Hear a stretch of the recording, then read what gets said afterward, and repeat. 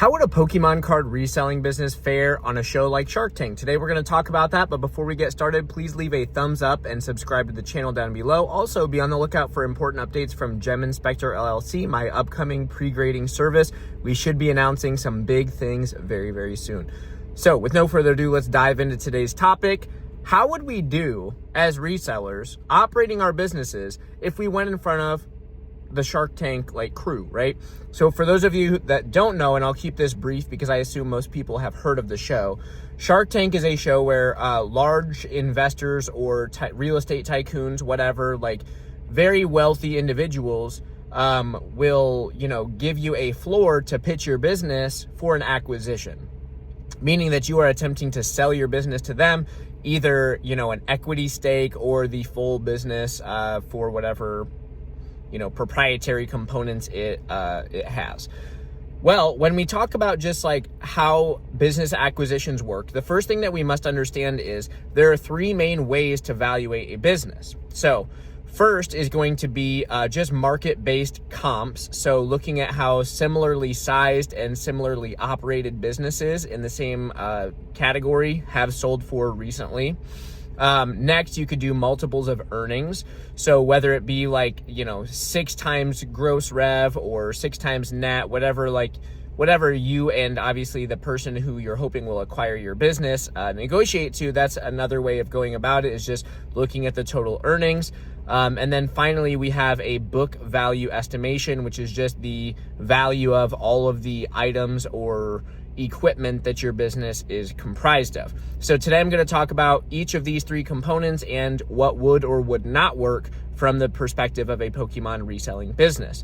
So first and foremost, if we look at the market-based comps, looking at how other businesses have sold, this is such a broad and generalized thing, and it's not really applicable to a Pokemon reselling business specifically, because you don't really see a lot of Pokemon reselling businesses get acquired, right? Kind of a hint going forward here. There's not really a lot of comps to do something like that with, because most people who are resellers just continue reselling until they don't any longer, right? Until they give up on the business, or until they reach whatever financial threshold or milestone they were pursuing in the first place. So finding just the comps in general would be much more difficult than what would be worth. And so for that would be disqualified as your price point in negotiations for trying to sell your business. That would not be the way that we would go about this. So next up, we have multiples of earnings. And this one can be interesting. I'm not a tax professional. I'm not a financial advisor. I'm some dude sitting in his truck on YouTube. With that said, though, there are two primary ways to file taxes or to structure your businesses back end, and that is either cash basis or accrual. Myself personally, I operate my business on a cash basis, which means it is just money in versus money out. And that is how, that's how my total tax amount pops up at the end of the year. Other people do something called accrual basis, which is when they're looking at things way more itemized. So if they're buying a, Charizard and Reshiram Rainbow Rare, and they buy it for $100 and it grades a PSA 10 and they sell it for $400, they're looking at the individual profit and loss of that item, and they're doing that for absolutely everything that they sell. That's usually more common in businesses where you have to file your taxes quarterly. So you're doing quarterly estimates, which in Pokemon reselling, that is not something that we have to be doing, at least in my state. Again, I'm not a tax professional, so I barely know what I'm talking about here. So with that said, when we look at something let's look at the broadly likely situation here of most of us are operating our businesses cash basis, which means that often at the end of the year, we are ending with a net zero profit. Does that mean that our business isn't profitable? Yes and no, right? So if we want to get into the technical side of things, somebody could probably call me a brokey and say, well, you're not making any money on Pokemon cards. Well, for example, I just finished all my numbers this past weekend, and I sold $103,600 something worth of Pokemon cards in 2025, and I spent $103,600 and something worth of cards in 2025. And so that shows on paper a break even. But if we zoom out a little bit and we look at the fact that last year I did the same thing at somewhere around $52,000 or $54,000, that means that my business grew by about $50,000. I just put all of that money back into the business though in 2025. And so while technically there were no reported earnings, and no, that's not anything below board, that's just how cash basis accounting can work. It's basically, I think Pokiani put it this way one time. It's like kicking the can down the road. It's like every time you kick the can, it gets bigger, and eventually you're going to have to pick up the can, i.e. pay your tax bill whenever you have like a big liquidation event from your business instead of continuing to grow it. But it's not uncommon for businesses that are operating cash basis to just, continue to snowball and continue to grow the business rather than grow their bank account. And so for that reason, primarily, I would look at a multiple of earnings as not being a valid way for a Shark Tank type acquisition to occur. So that leaves us with our final option, book value.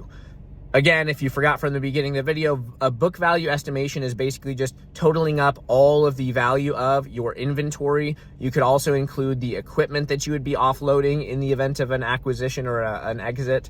And that just goes as what your business would be worth. This is the most accurate, and I would argue in many cases, for my business, I'll say, this would be the only way that it would be feasible to have some kind of like mass liquidation event or acquisition event. If somebody like, I don't know, let's say Retrospect or Catch 'em All Collectibles, someone who's way bigger than me, they were like, hey, Drew, I'm having a hard time sourcing inventory. I know you've got a business. Would you just sell everything to me for something like 80%? Well, it's actually, some of you guys that spend way too much time on Facebook are like, 80%? That's a ripoff. That's a percentage sale. We don't sell at percents. Well, I'll be honest here, if someone came knocking on my door and they were offering like 80 or 85% for absolutely everything that I had in inventory, we'd have a conversation, I'll say at least.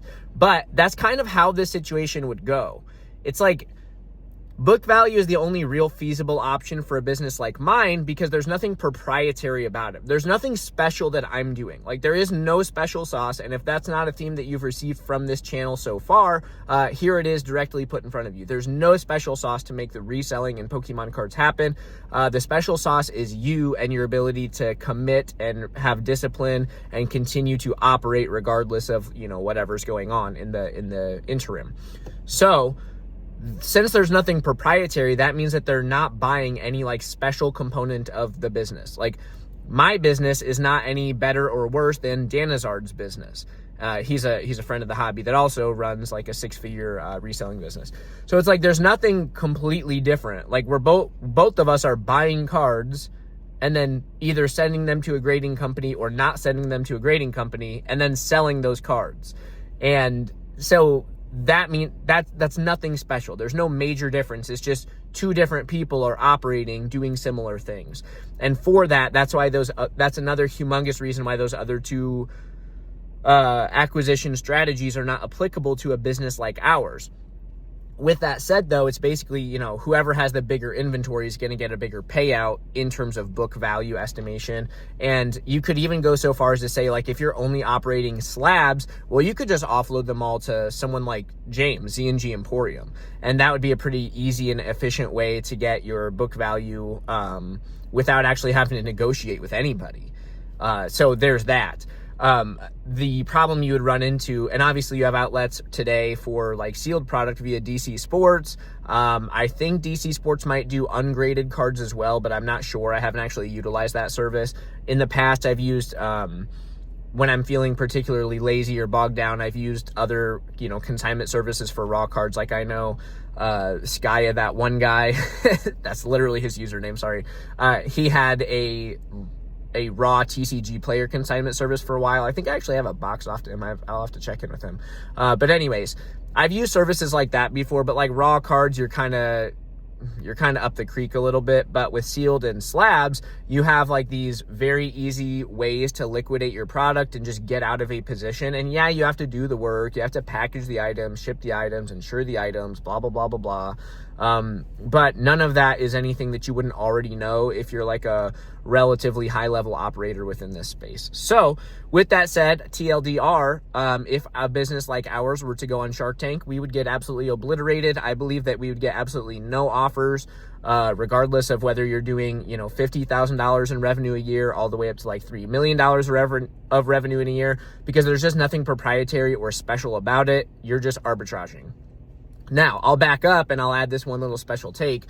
If we're looking at a business like geminspectorllc, which is my pre-grading service I'm launching, I kind of alluded that in the, in the beginning of this video. But if we look at a business like that, there's more of an opportunity for something like that to have like an acquisition or like an exit event, because there is something proprietary. Like it's more scalable in a more appealing way because it's process driven. There's infrastructure on the back end that other businesses might not have like necessarily built up or whatever, or want to jump through the hoops of building up, so they just acquire something that's there. I own the domain name for the website, geminspector.com.